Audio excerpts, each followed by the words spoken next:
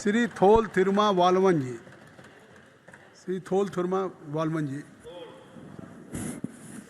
மாண்புமிகு அவைத் தலைவருக்கு வணக்கம்.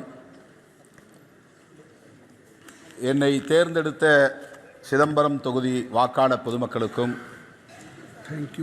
விடுதலை சிறுத்தைகள் கட்சிக்கு 2 இடங்களில் சிதம்பரம் மற்றும் விழுப்புரம் ஆகிய 2 இடங்களில் வெற்றியை தந்து ஒரு மாநில கட்சியாக அங்கீகரித்திருக்கிற இந்த 2 தொகுதி வாக்காளர் பொதுமக்களுக்கும் திராவிட முன்னேற்றக் கழகத்தின் தலைமையிலான கூட்டணிக்கு 40க்கு 40 100க்கு 100 வெற்றியை தந்த தமிழ்நாட்டு வாக்காளர் பொதுமக்களுக்கும் அகில இந்திய அளவில் அரசமைப்பு சட்டத்தை பாதுகாப்பதற்கென எதிர்க்கட்சிகளுக்கு 234 இடங்களை அளித்து ஒரு மகத்தான தீர்ப்பை வழங்கிய இந்திய வாக்காளர் பொதுமக்கள் அனைவருக்கும் முதலில் என்னுடைய நெஞ்சார்ந்த நன்றியை உரித்தாக்குகிறேன்.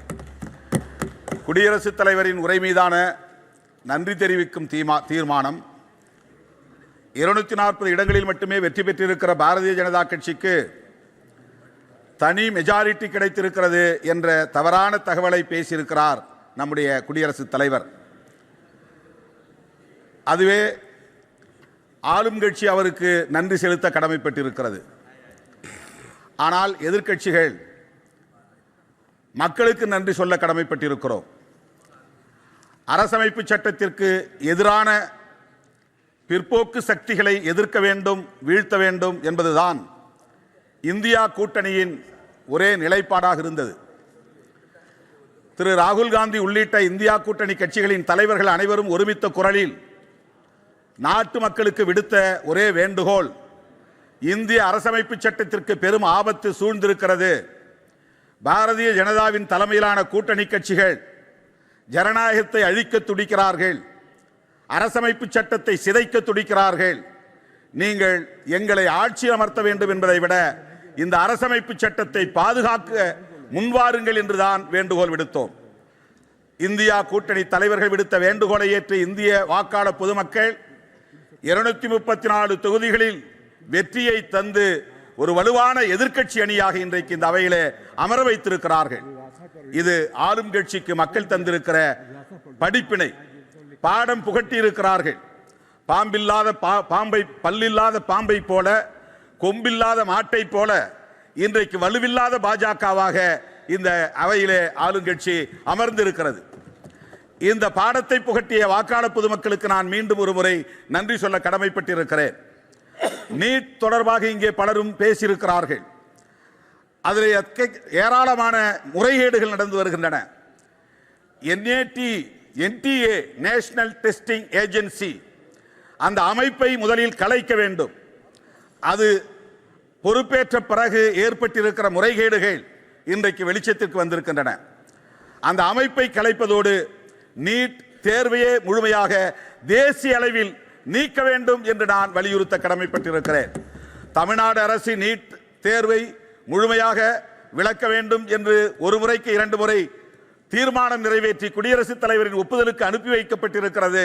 இதுவரையில் அது பொருட்படுத்தப்படவில்லை. மக்களால் தேர்ந்தெடுக்கப்பட்ட ஒரு அரசு நிறைவேற்றிய தீர்மானத்தை அவமதிக்கிற ஒரு செயலாகத்தான் இந்த செயலை நான் சுட்டிக்காட்ட, கண்டிக்க கடமைப்பட்டிருக்கிறேன். நீட் தேர்வை முழுமையாக இந்திய அளவில் நீக்க வேண்டும் என்று நான் வலியுறுத்துகிறேன். அரசமைப்பு சட்டத்தில் ஆர்டிகிள் 47 உறுப்பு எண் 47 டைரக்டிவ் பிரின்சிபல்ஸ் மிக முக்கியமான ஒரு வழிகாட்டுதலை தருகிறது.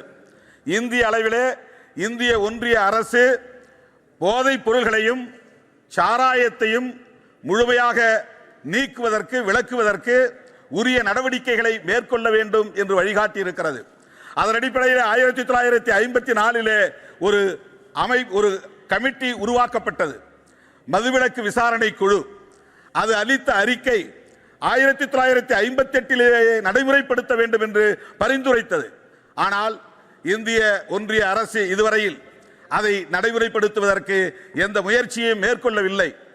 அதே 44 யூனிஃபார்ம் சிவில் கோடு வேண்டும் என்று சொல்லுகிற அந்த ஆர்டிகிள் எடுத்துக்கொள்ளப்பட்டு சிவில் கோடு உருவாக்குவதற்கான முயற்சியிலே இந்த அரசு ஈடுபடுகிறது. ஆனால் 47 பொருட்படுத்தவில்லை. நான் இந்திய அளவிலே இன்றைக்கு இளம் தலைமுறை பாழாகி வருவதை எண்ணி வேதனைப்படுகிறேன். இந்த அரசுக்கு அந்த வேதனை இருக்கிறதா என்பதை நான் கேள்வி எழுப்ப விரும்புகிறேன். இளம் தலைமுறையினர், ஹியூமன் ரிசோர்ஸ், மனித வளம் கடுமையாக பாதிக்கப்படுகிறது. போதைப் பொருள்கள் இந்தியா முழுவதும் இங்கும் அங்கும் என்று அங்கொன்றும் இங்கொன்றுமாக இல்லை. ஒரு குறிப்பிட்ட மாநிலங்களில் மட்டும் இல்லை, இந்தியா மாநிலங்கள் அனைத்திலும் போதைப் பொருள்கள் மிக தாராளமாக புழக்கத்தில் இருக்கின்றன. கள்ளச்சாராயம் காய்ச்சப்படுகிறது. 4 மாநிலங்களை தவிர எல்லா மாநிலங்களிலும் அரசு மதுபானங்களை விற்பனை செய்கிறது. இது நாட்டுக்கு செய்கிற மிகப்பெரிய துரோகம், இளம் தலைமுறைக்கு செய்கிற துரோகம், மனித வளத்தை சிதைக்கிற ஒரு நடவடிக்கை. எனவே தேசிய மதுவிலக்கு கொள்கையை ஒரு கொள்கையாக இந்த அரசு கொண்டு வர வேண்டும்.